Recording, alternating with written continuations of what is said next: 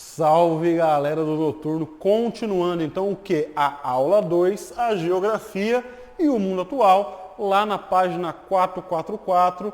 Já gastei um tempinho definindo a gloriosa geografia com vocês e agora eu vou mostrar como que aquele apanhado de conceitos e ideias que eu apresentei na última aula se encaixam na explicação do mundo atual. Essa aula é uma aula meio longa do ponto de vista teórico, de ideia, de exposição e aí por diante. Mas ela trouxe 3 ideias principais que são úteis, não é? Para a gente definir, para a gente começar assim, a fazer um mapeamento de como o mundo atual se comporta de maneira mais clara, de maneira mais lúcida, até de maneira um pouco mais consciente. Você sabe que a consciência é um processo de formação.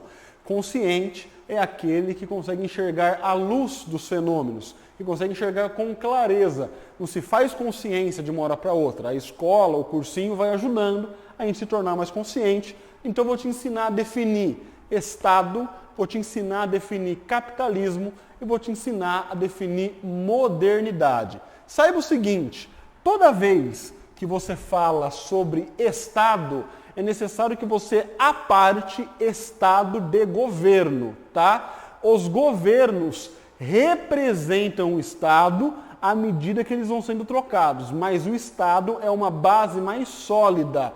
O que é o Estado? O Estado é a instituição das instituições. Ou seja, o Estado é o conjunto de regras ou conjunto de normas que regulariza e que oficializa o funcionamento institucional ou o funcionamento das demais organizações que compõem a vida em sociedade. Saiba, o Estado, do ponto de vista originário, a gente pensar em Estado como origem, se a gente ficar, na verdade, procurando um lugar de onde esta forma de organização se desenvolveu melhor, você fala que a origem está na modernidade. Olha lá que tem um item só sobre isso no final da lousa. Modernidade, do ponto de vista temporal, é a partir do fim da Idade Média. Ou, se você preferir, a partir de meados, justamente, do século XV. Tudo bem? Dessa maneira, o que o Estado vai incorporar aos poucos? Ele tem sempre 2 feições. Primeiro, ele tenta incorporar a ideia de hegemonia. O que quer dizer, na verdade, hegemonia? Hegemonia quer dizer totalidade. Totalidade sobre o quê? Sobre algumas coisas. Totalidade sobre a administração do seu espaço, ou, como você já aprendeu, do seu território. Totalidade sobre a administração das suas organizações de pessoas, ou das suas instituições. Totalidade ou hegemonia na administração dos seus recursos. Por exemplo, o Estado brasileiro decidiu, não há muito, que dentro da educação ou dentro de uma instituição que compõe a vida brasileira, que é a escola, que é obrigatório que haja o ensino de cultura africana e de matrizes afro-brasileiras ao longo das aulas de sociologia, geografia e história do Brasil. A decisão é hegemônica, ela vem de cima para baixo. Então, o Estado, que tem origem na modernidade ou em meados do século XV, tem como objetivo controlar o funcionamento das demais instituições. A escola é uma instituição, a família é uma instituição, a igreja é uma instituição, e assim por diante. Agora, muito embora o Estado tenha um elemento hegemônico, para que essa hegemonia ela seja cumprida, digamos, de maneira imparcial ou de maneira mais justa, o Estado tenderá a uma forma laica de Estado. Laica não significa ateia, ou sem religião, ou descrente. Significa sem religião oficial. Por quê? Um Estado que é religioso, ele vai acabar, na verdade, não só desagradando, mas ele vai discriminar os outros praticantes de outros credos que não estão dentro da sua religião oficial. Ou seja, fica difícil. Aí você fala, mas o Brasil não é dominantemente católico e protestante? É, mas não é só isso. Tem budista, tem muçulmano, tem pessoas que praticam, na verdade, fés que estão associados, na verdade, ao politeísmo, uma religião que tem vários deuses, enfim, tem uma infinidade de coisas. Então a ideia do Estado ser hegemônico está bem amarrada à ideia do Estado ser laico, para que ele possa ser cada vez mais um Estado para a maioria. Aí você fala, mas está onde? Não é assim, a gente vive num país que tem desigualdade, que a gente percebe que a política ela funciona a partir de interesses mesquinhos e particulares. Eu sei, meu amor, eu sou brasileiro também. Eu estou falando do conceito de Estado. Não estou falando dele na prática. Na prática, muitas vezes, de fato, o conceito se distorce. Agora, qual que é o problema? À medida que o Estado vai se desenvolvendo, ele ajuda a desenvolver o capitalismo. O que é o capitalismo? O capitalismo é um jeito de produzir as coisas. Ou seja, capitalismo é um modo de produção. O capitalismo, do ponto de vista hegemônico ou do ponto de vista dominante, se desenvolve na Europa a partir, já um pouquinho mais tarde, do século XVIII.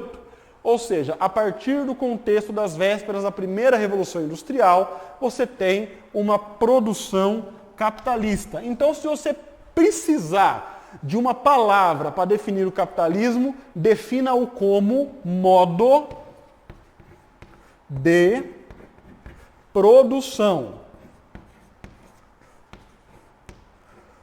O modo de produção capitalista, ele está muito associado a uma ideia econômica inglesa que se desenvolve neste mesmo contexto, que você chama de liberalismo. Tá? O que é o liberalismo?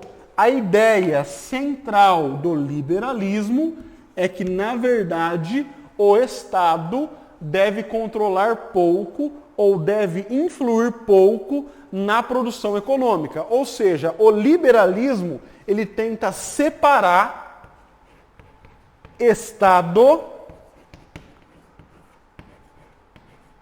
de economia, de tal modo que a economia, portanto, ou a produção de riqueza e de trabalho, vai ser um assunto da vida privada e não um assunto da vida pública. Ah, Itaone, eu concordo com isso. Que bom.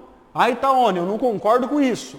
Que bom. A questão não é você concordar ou não concordar. A questão é saber a definição. Só que o modo de produção capitalista, ele tem uma estrutura de funcionamento. Ou seja, tem regras que não mudam. Tudo bem? Então, como que ele funciona? Ou qual que é a estrutura de funcionamento do capitalismo? A estrutura é a seguinte: haverão, segundo a teoria, dois estilos de seres humanos que operam no capitalismo. Aquele que possui o modo de produção, possui o modo de produção, e aquele que não possui um modo de produção, ou que possui força de trabalho, ou que possui mão de obra. Aquele que possui o modo de produção, você pode chamar de burguês.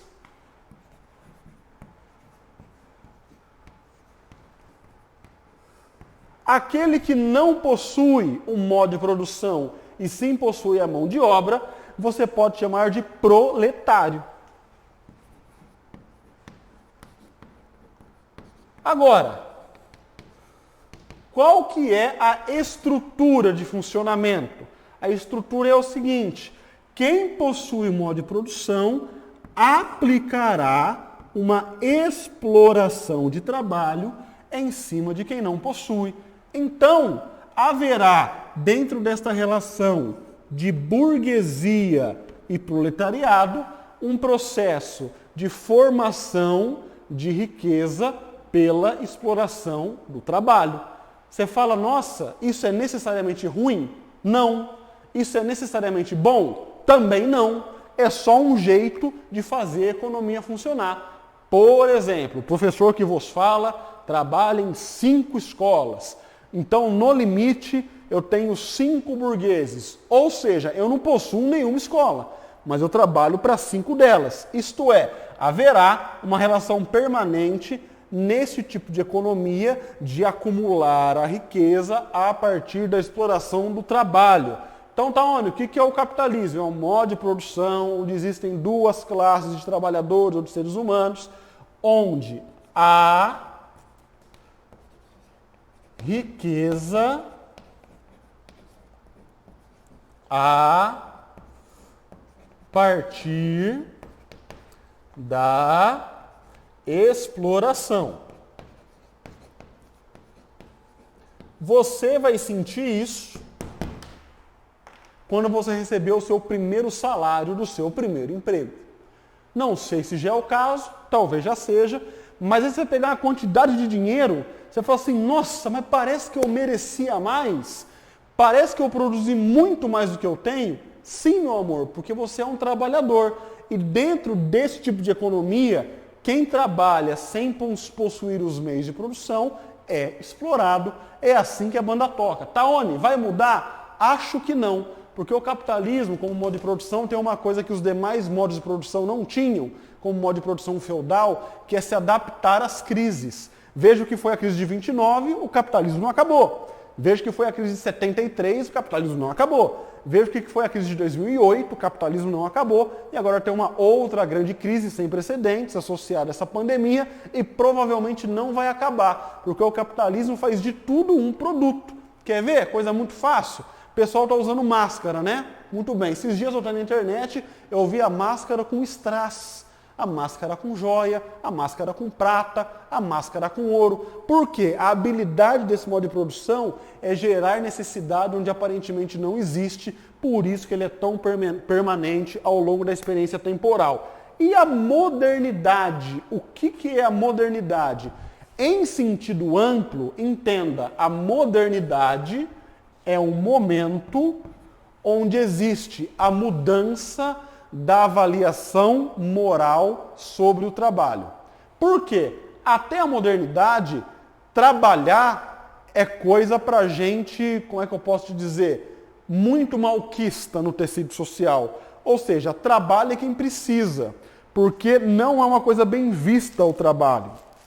A partir da modernidade, isso se associa à transição da Idade Média para a Idade Moderna e da Idade Moderna para a Idade Contemporânea, episódios como Revolução Francesa, Independência dos Estados Unidos, Revolução Haitiana ou Revolução Industrial, todas no final do século XVIII, o trabalho ganha uma nova avaliação moral. Ou seja, o trabalho passa a ser entendido como uma coisa positiva. Então, nós estamos no mundo moderno a partir do momento que surgem frases como Deus ajuda quem cedo madruga. Ou como, por exemplo, o trabalho dignifica o homem. Então, a modernidade é o momento de mudança moral do trabalho. Esta mudança vai fazendo com que o trabalho, portanto, seja visto enquanto um elemento bom, uma coisa positiva. Ou seja, a modernidade é um conjunto de valores. Qual é um outro valor moderno, muito positivo? A modernidade, ela acredita que a ciência e a razão fazem a sociedade melhorar. Ou seja, haverá uma crença que a ciência e a razão levam ao progresso. Tá?